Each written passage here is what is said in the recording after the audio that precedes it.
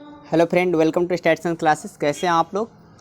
तो दोस्तों आज हम पढ़ने वाले क्लास 12 का फिजिक्स नंबर चैप्टर नंबर 7 है। और ये दोस्तों मोस्ट इम्पोर्टेंट आपका वीवीआई एमसीक्यू है। ये बिहार बोर्ड एग्ज़ाम में दोस्तों इसे 5 नंबर के थ्योरी आते हैं। दोस्तों चलिए देर नहीं करते, हम वीडियो को स्टार्ट करते हैं। पहला पॉइंट है प्रतिवर्ती धारा परिपथ की शक्ति व्यंजक का मान क्या होता है? तो वो होता है PAV बराबर ERMS into IRMS into cos phi होता है। तो यथार्थ शक्ति का व्यंजक क्या होता है? PAV बराबर मतलब P एवरेज, ठीक है ना दोस्तों, औसत, ERMS into IRMS cos phi होता है। LR परिपथ का कलांतर क्या होता है? तो LR परिपथ का जो कलांतर होता है cos इनवर्स ओमेगा L बटा R होता है। ट्रांसफर परिणमन अनुपात क्या होते हैं? तो यहाँ पर होता है दोस्तों VS बाई VP होता है। अब यहाँ VS क्या है? तो सेकेंडरी वोल्टेज है और VP जो है प्राइमरी वोल्टेज है। मतलब द्वितीयक कुंडली में उपस्थित वोल्टेज और प्राथमिक कुंडली में उपस्थित वोल्टेज के अनुपात को ट्रांसफार्मर का परिणमन अनुपात कहा जाता है। दूसरा हमारा है RC परिपथ का विमेय सूत्र क्या होता है? मैंने इसका पहले भी बताया था कि R का विमा T होता है और C का विमा T होता है। मतलब RC परिपथ के लिए विमेय सूत्र है तो 1/2 ढूंढना हमें T किस में है। तो आप देखेंगे इन सभी ऑप्शनों में, तो इसमें देखिए सिर्फ T है, बाकी में T के पावर -1 T के पावर -2 है और इसमें T तो 0 है। तो क्या होगा आपका? यही आंसर होगा। प्रेरणिक प्रतिघात जो है वो किसके बराबर होता है? तो आपका होता है XL बराबर, प्रेरणिक प्रतिघात सिंबल है XL बराबर 2πf इंटू L होता है। अब दोस्तों अगर 2πf नहीं हो तो क्या होगा? तो यहाँ पे रहेगा ओमेगा इंटू एल। XL बराबर क्या था दोस्तों? Omega into L. क्या होगा? ओमेगा इंटू एल होगा अगर ये नहीं रहेगा तो। दृश्य धारा के लिए प्रेरणिक प्रतिघात के लिए क्या होता है? तो दृश्य धारा के लिए प्रेरणिक प्रतिघात जो होते हैं वो क्या होते हैं? तो दोस्तों शून्य होते हैं। क्या होते हैं? 0 होता है। ऊंचाई ट्रांसफार्मर के लिए कौन सा सही है? ऊंचाई ट्रांसफार्मर के लिए कौन सा सही है? तो वहाँ पे सेकेंडरी कुंडली का जो वोल्टेज होता है वो प्राइमरी कुंडली वोल्टेज से क्या होता है? ज़्यादा होता है। सेकेंडरी कुंडली जो वोल्टेज है प्राइमरी कुंडली से ज़्यादा होते हैं।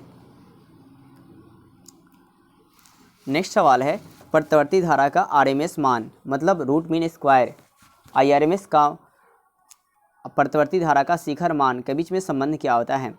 तो दोस्तों वो आपका जो संबंध होता है वो होता है IRMS बराबर 0.707। क्या रखना है? 707 आपको लिंक ढूंढना है। तो ये क्या हो जाएगा आपका दोस्तों? C नंबर हो जाएंगे। नेक्स्ट सवाल है कोणीय आवृत्ति ओमेगा प्रतिवर्ती धारा परिपथ का L प्रकृति वाले प्रेरक द्वारा उत्पन्न प्रेरणिक प्रतिघात का मान क्या होगा? तो बस दोस्तों ओमेगा और यहाँ पर क्या मिल रहा है? L। ओमेगा और क्या मिल रहा है दोस्तों? L। तो प्रेरणिक प्रतिघात आपसे क्या होंगे? यह आपका सवाल है। तो सेम इसके जस्ट आपने पहले देखा तो ओमेगा यहाँ पर है और यहाँ पे दोस्तों क्या है? तो क्या हो जाएगा? Omega into L. और ओमेगा नहीं दिएगा तो क्या मिलेगा आपको? 2πf।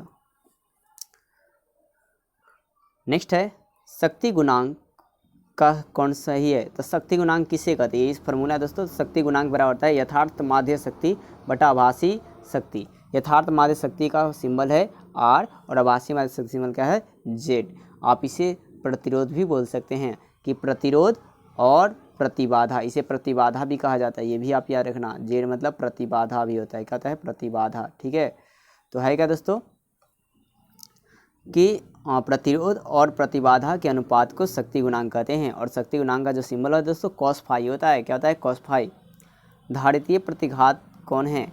धारितीय प्रतिघात जो है और प्रतिघात को सिंबल जो है धारितीय प्रतिघात का सिंबल C होता है। ठीक है, ऐसे तो XC होता है। क्या दोस्तों? XC होता है। और XC बराबर आपसे पूछा जा रहा है कि क्या होगा? तो XC बराबर क्या दोस्तों? 1/C ओमेगा होता है। 1 क्या दोस्तों? C omega. XC बराबर 1/C ओमेगा होता है। 220 वोल्ट की शिखर मान क्या होगा? तो दोस्तों जितना इस तरह का दिए होंगे उसको आधा करके √2 से गुना करेंगे। तो 220 का आधा कितना होता है? सॉरी दोस्तों, ओनली फॉर इसमें 200 √2 से ओनली फॉर गुना करते हैं। तो ये क्या हो जाएगा दोस्तों? 220 वोल्ट इंटू क्या? 2 हो जाएगा। ट्रांसफार्मर के परतदार करोड़ क्यों बनाए जाते हैं? तो ट्रांसफार्मर करोड़ जो है परतदार इसलिए बनाया जाता है ताकि जो है आपका उसमें क्षय नहीं हो। अब क्षय नहीं हो तो मतलब वो हानि कम होगा, मतलब भंवर धारा से होने वाली हानि क्या हो? कम हो, या आपका क्षय क्या हो? कम हो।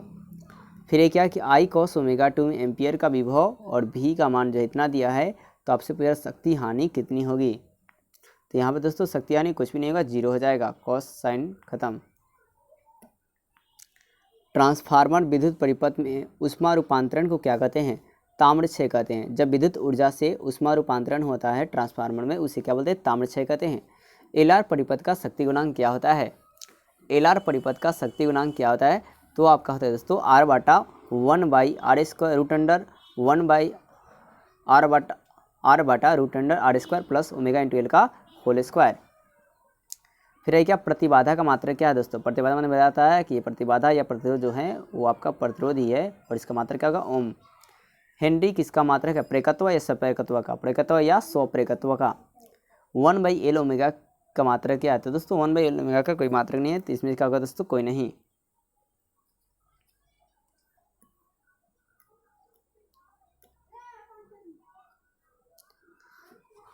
अगर 1/L ओमेगा का मात्रक तो पर हेनरी हो जाएगा, क्या होगा दोस्तों, पर हेनरी आप ये बोल सकते हैं। गैलेनोमीटर की वोल्ट मीटर बनाने की किसकी ज़रूरत होती है, तो गैलेनोमीटर का जो वोल्ट मीटर बनाने में निम्न प्रतिरोध का जरूरत होता है, किसका जरूरत होता है, निम्न प्रतिरोध का। ठीक है, नेक्स्ट हमारा सवाल है दोस्तों कि आपका जो है यहाँ पर देखिए आवेश दिया हुआ है, वोल्टेज दिया हुआ है और एम्पियर दिया है, मतलब यहाँ से आंतरिक प्रतिरोध मतलब आर निकालना है। तो आर निकालने के लिए अगर आप बात करें तो आर बराबर फॉर्मूला होता है भी बटा दोस्तों क्या, आई।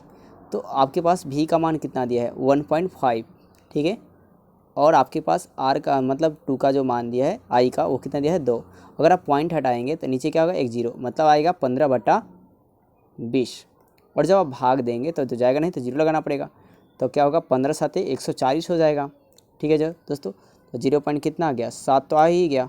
अब दोस्तों फिर 1 बचेगा, तो क्या आ जाएगा, 0.20 बचेगा 100, यानी 0.75। तो ऑप्शन दोस्तों 0.75, तो ये इसमें तो नहीं है दोस्तों, 1 है, 8 है, और यहाँ पर दोस्तों क्या 0.7 है, तो ये हो गया आंसर।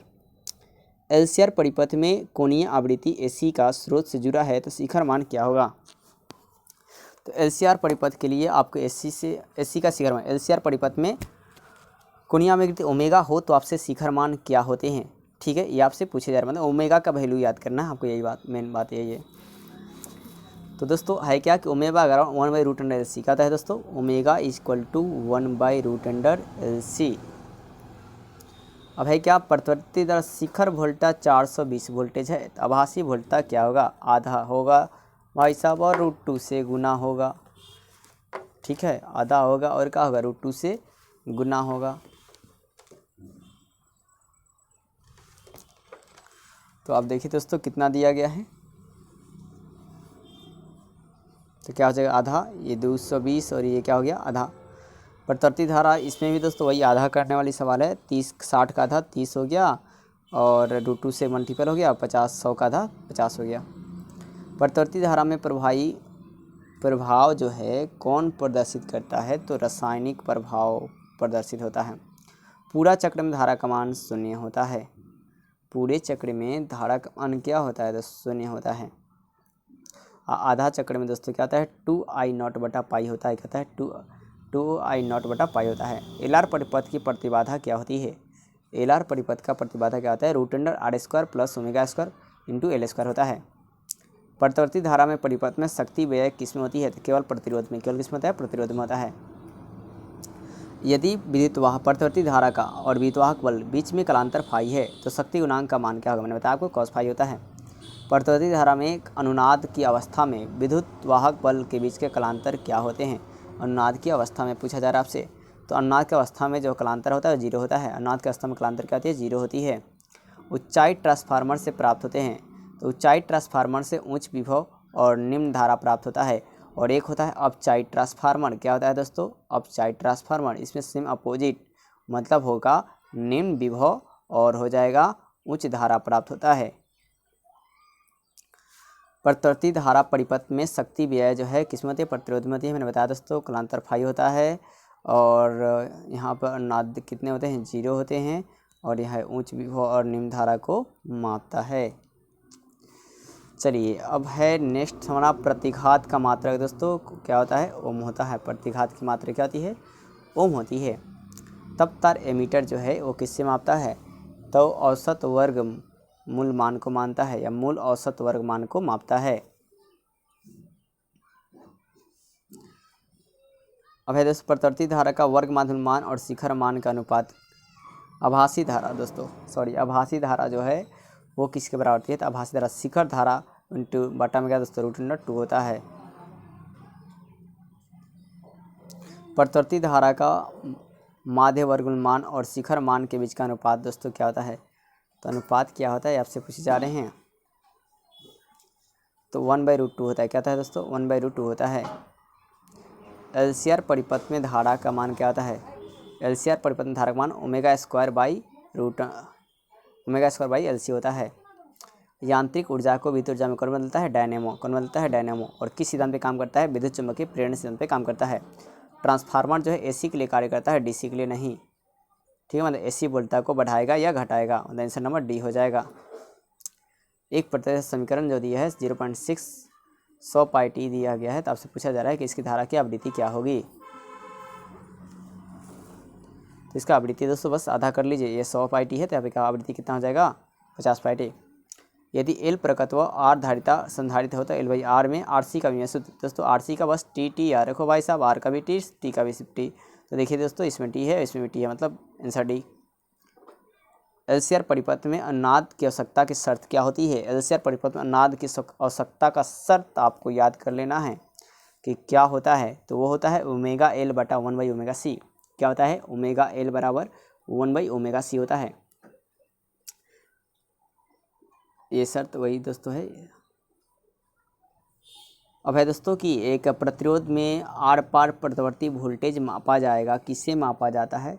तो तप्त तार वोल्टमीटर से मापते हैं। किससे मापते हैं? तप्त तार वोल्टमीटर, मतलब बी।